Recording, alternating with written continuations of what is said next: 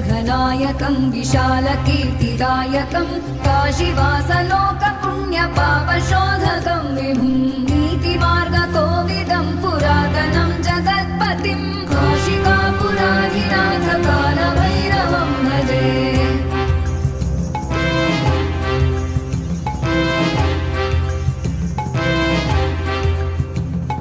कालभैरवाष्टकं पठन्